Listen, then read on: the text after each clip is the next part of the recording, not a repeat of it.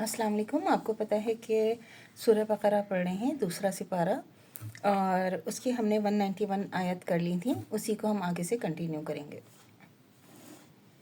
बिस्मिल्लाह। अल्लाह ताला उसमें क्या कह रहे हैं 192 में कि अगर वो बाज आ जाएं तो अल्लाह तो है ही बड़ा बख्शने वाला और बड़ा रहम वाला। 192। और उनसे उस वक्त तक लड़ते रहना फितना ना रहे, अल्लाह ही का दीन कायम हो जाए। अगर वो बाज आ जाएं तो जालिमों के सिवा किसी पर ज़्यादती ना करना।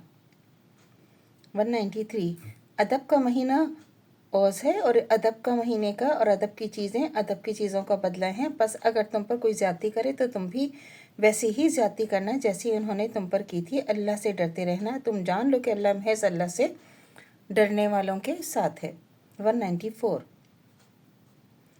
और अल्लाह की राह में खर्च किया करो और अपने आप को अपने हाथों हलाकत में ना डालो और नेकी क्या करो, बिलाशुबह अल्लाह नेकी करने वालों को अपना महबूब रखता है। 195।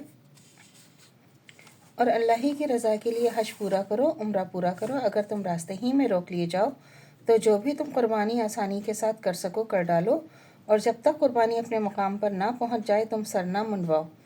अगर तुम में कोई बीमार हो या उसके सर में कोई तकलीफ़ हो तो वो अगर सर मंडा ले तो इसके बदले रोज़े रखे या सदका दे या कुर्बानी करे। फिर जब तुमको आसानी हो जाए, जो शख्स हज के साथ उम्रे को मिलाकर फ़ायदा उठाए तो जो कुर्बानी आसानी से मिल जाए वो करे। जिसको कुर्बानी ना मिले तो वो 3 रोज़े अय्याम हज में रख ले, और 7 रोज़े जबकि तुम वापस हो, या पूरे 10 रोज़े। या हुक्म उसके लिए है जिसके अहलो अयाल मक्का में ना रहते हों। अल्लाह ही से डरते रहो, जान लो कि अल्लाह तो है ही बड़ा अजाब देने वाला। 196। हज के महीने तो मुतय्यन हैं, इनको सब जानते हैं।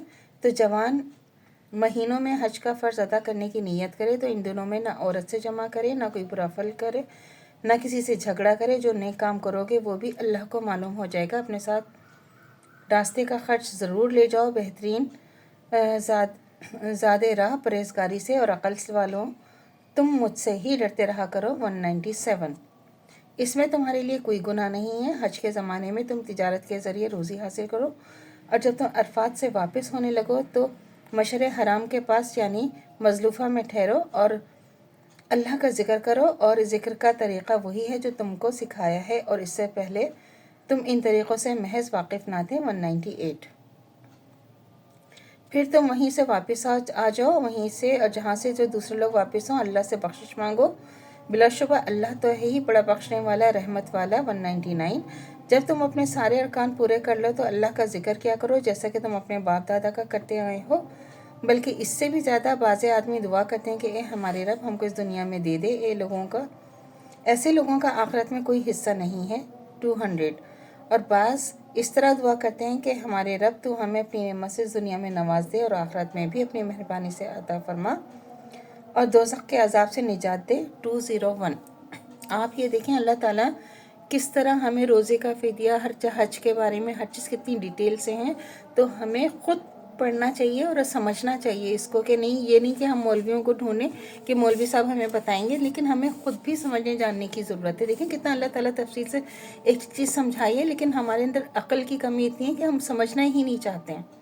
अल्लाह से दुआ करनी चाहिए जो हमारा ईमान है मत दम कायम दायम रहे, ख़ात्मा बिल खैर ईमान पर हो। इजाज़त दीजिए, अल्लाह हाफ़िज़। मेरे चैनल को लाइक कीजिए, शेयर कीजिए, सब्सक्राइब कीजिए। शुक्रिया।